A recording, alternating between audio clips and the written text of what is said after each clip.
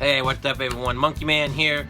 I actually want to do a quick video on something I've been thinking about over the past few days. Because Kanye West's album Ye just came out literally a week ago. And actually, at the time of this recording, the collaborative album between him and Cudi, Kids See Ghosts, is out now as well. So you should go check that out because it's actually a really cool concept album that they did together. Kind of like a collaborative project. I quite like it myself. I've listened to the whole 7 tracks, and I think it's pretty cool. I might do a review on that down the road, but today I want to talk about The Life of Pablo. Because of the fact that it's an album to me that I feel like was very underrated, especially now that it's kind of a couple years old. And I really feel like it is the modern college dropout. And what I mean by that is that people are like, oh, what? Wait. No. I don't mean it's the same sound, because a lot of that soul sampling he doesn't do that anymore, but of course he kind of brought it back on his last couple albums, projects he's been working on. But on Life of Pablo, it's mostly, I call it a modern college dropout because of the fact that he's kind of returning to those personal and relatable lyrics. I mean, you can see it on tracks like Real Friends and FML featuring The Weeknd. Just a fantastic verse by The Weeknd, by the way. It's great little guest feature by him. Even the song No Parties in LA has a little bit of a early college dropout, like early Kanye vibe. And I really like that about it. The rest of the album, probably not. But I feel like because the album is similar, they're both similar in track listing, and they're both similar in the thing that they talk about. I feel like that you can kind of compare them a little bit, even though they are different sonically. Because College Dropout was very soul sampley, very layered instrumentals. The beats were very lush. Same thing he did on Late Registration. But on this one, he's kind of scaling it back a little bit. Some of the beats feel a little more skeletal, like the Freestyle 4, and even stuff like Fade, which has more of a modern club aesthetic beat to it. But stuff like tracks like Famous, which is a great example of something that kind of reminds me of Gold Digger off of Late Registration, because it has like that same kind of mainstream appeal, but it's kind of him going back to like just making a regular hit and not doing anything too crazy, besides the whole having sex with Taylor Swift thing. But that was actually kind of funny. And if you watch the video, it's actually basically him in bed with Taylor Swift and a whole bunch of other celebrities. It's pretty funny. A very controversial video. But the whole album is chock full of actual meaningful lyrics for the most part, besides like Freestyle 4 and stuff like Feedback. Besides the whole Ghetto Oprah thing. I like the Ghetto Oprah. It's a little thing at the last part quite a lot. The only problem with The Life of Pablo is that it doesn't have the same consistency as College Dropout does. There's no really consistent theme on that album as much as College Dropout, or Late Registration, or Graduation, or even most of his other projects. Life of Pablo, besides Yeezus, is probably his most abrasive and most inconsistent project, but I think that makes it work in that regard. That's what makes it different from his other releases. Because I feel like Yeezus was kind of crappy. I feel like Yeezus is a stain on an otherwise nearly perfect discography. Because Ye is a really good track record. I mean, from his 8 studio albums, maybe 9 if you count the Cudi project now. I mean, I kind of count it because he's on it more. I think they're on it kind of about the same, but I think Ye's on it a little bit more. With a surprise, Pusha T verse at the very beginning of it. But very different record you have here. And it's kind of a cool case study into what you can do with an album. Because when it first came out, the mixing didn't sound great. A couple tracks were missing or weren't added on till later. And, I think there's like maybe 19 tracks. It basically ended with Fade. One of the tracks, Wolves, was not mixed very well. And I'm surprised he released the album when he did because of that poor mixing. But I remember he went on Twitter and was like, oh, I'm gonna fix Wolves. So he went and fixed it, kind of cut some things. He added the track Saint Pablo, which is a great finale to the album. It actually takes one of Jay-Z tracks samples from The Life and Times of Carter, Volume 3. And I think it's one of the first couple tracks actually. I don't recall the name of it, but I do remember it samples that, and it's a really kind of somber track. It's a very good closer to the album. It definitely sounds like something you'd hear at the end of the album, because Fade is a decent closer, but it was more something to get you hyped, and not something that should be put at the very end of the album. I really feel like St. Pablo kind of wraps everything up in a nice, neat package because it's kind of a ballad song as just like Ultralight Beams was, which is one of the best songs I think Kanye's ever done. I mean, you got a great sung verse. You have a great verse by Chance the Rapper at the very end of the track. You have great sung vocals by the choir. It's just an amazing song.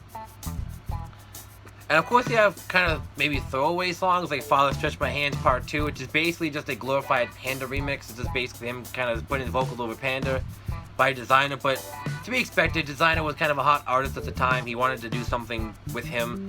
It didn't really pan out that way because he hasn't put out really anything in forever. I don't even think Kanye's doing anything with him now. He has a new protege called 070 Shake, which she actually has a really nice voice. I want to see what she does in the future, but yeah, Designer's really nowhere to be found. I mean, I haven't seen him put anything out or anything. I mean, he had the couple of hits and that was it. I mean, kind of open to see what Push does in the future and the other good music labels, because to be honest, Designer is just a future ripoff, honestly, if we're gonna go there. Future ripoff, pretty much. I mean, there's no other way you can say it. And I mean, just the amount of features on this project. Speaking of that, the features are just stacked to the brim. You got Rihanna, you got Post Malone, which I didn't even know was on that song Fade until you hear him like in the middle. You can hear him. I didn't even know that Post Malone was on that song because he had so many guests on there. Ty Dolla $ign, Rihanna, Kendrick Lamar, Andre 3000, another feature I did not know was on the album. Countless others. I mean, Chance the Rapper. I mean, you have a lot of features. Even I think Designer's on another track. You have Miguel the Dream, I believe, is on there too. Like, you have a lot of features on this record. It kind of does harken back to those college dropout days when he had a lot of features on his album, but he did not make them. He did not have them just do whatever. He kind of had them orchestrate and make the song perfect. That's something that I remember Jamie Foxx was saying in an interview, that he was going to do this whole thing, and Kanye was like, no, I only need to do this one part for slow jams, and that's it. You don't need to do this full-blown chorus. You kind of just wanted to make sure that everything was perfect. That's something I can really respect about Kanye as a artist, is that he always wants perfection. I mean, with he kind of maybe rushed it a little bit because he had to rewrite the whole thing after the whole TMZ debacle, but I want to talk about that later. Pardon the glare, kind of moved. But with Life of Pablo, he kind of did rush it a little bit, but he obviously ended up fixing it. I mean, he changed a couple things on the album. I mean, the album cover got changed. Instead of just like the woman in the bikini standing there, it's now like that same picture, but it has like the family in the front of the church. It might be Kanye's family. I'm not totally sure. But I mean, basically, the album cover is still kind of lazy. It just says Life of Pablo. It says which one a whole bunch of times. It's like this old school 50s type of like background. It's kind of weird, but it fits with the album. I mean, because there are some really good samples on there. Like, they have some really nice layered samples and vocal harmonies, and I mean, on the Freaky Freestyle 4, he just kind of goes nuts. He's just yelling and everything, and stuff like the track Feedback, where he's like, you get a fur, big booty bitch for you, blah blah blah. He's like, he just fucking like just lets the beat ride at the end. He's like the ghetto Oprah. It's just, where'd that come from? I mean, I have no idea. I mean, he did the same thing on his new album, where he's talking about being bipolar and just fucking yells at the end of the song, which I think is just great, honestly. I mean, it's kind of cool that he went crazy on a song like that. It just shows he has energy. That's one thing about Kanye. He never lost his energy. Even during the 808 days, he still had some kind of energy, some kind of spark there. He never lost his energy. He's never really fallen off to me. I mean, it's kind of a debate whether he has fallen off since like Graduation in his other albums. Because some people say he fell off after Graduation. Some people say he fell off after, Beautiful Dark Twisted Fantasy. Some people say he's never fallen off. Some people said he fell off of Yeezus and he came back. I'm kind of in that camp. I liked Yeezus for, like, what was that song? Blood on the Leaves, and I think Black Skinhead, which was pretty cool. But I think other than that, I think the album was kind of just not great, unfortunately. I would like to have liked the album, but, I mean, this whole 8 album, I think the only album is just not good. But getting back to Life of Pablo, man, like the 20 tracks, now that I've listened to the album kind of front to back multiple times, it does kind of, it kind of comes together, but in a weird way. Like, it's not like all one color. It's like a coloring, like a crayon, a box of crayons. the box of crayons, if you will. Like, it's all different colors, but it comes together into one nice, even package of an album. And I love it for that. Like, it's the most inconsistent Kanye album, but in the best way. It just sounds so good, and it's so great to listen to. Especially on those emotional tracks like I mentioned, like FML, Real Friends. I think Real Friends is probably one of the best Kanye songs to come out in a long time. I mean, that song is just great. I mean, you listen to it and you just hear the emotion. And I love it how he's like, yeah, my cousin stole my laptop that I was using to get girls on, and he had to pay him $250,000 to get it back from him. Like, that's crazy.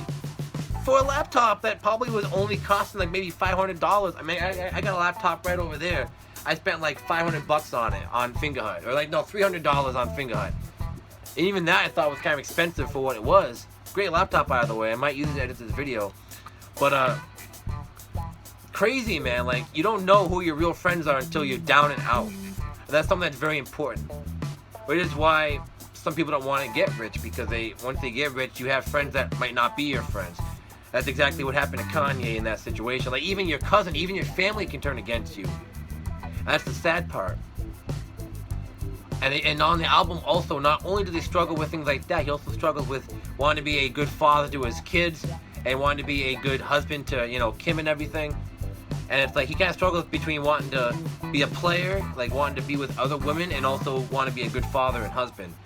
And songs like FML really show that struggle. It's just great. And The Weeknd really brings it home with that chorus, with that hook in the middle.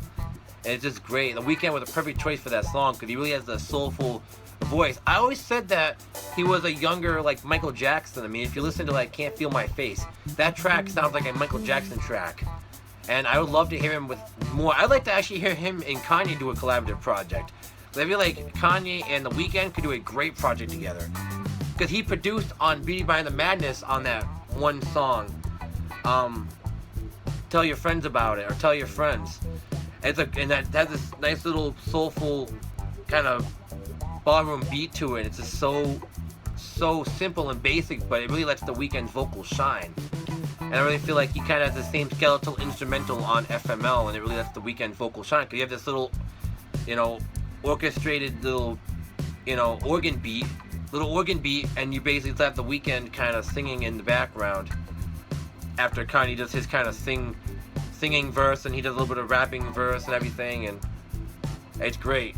I love he's talking about bringing a hoe to a Giuseppe stove, and he's like, how they get into a fight and everything, and they tell her not to text her and everything. You know, if they don't text me, I'm with my wife. It's just, it really paints a picture. You see the picture of what he's trying to paint.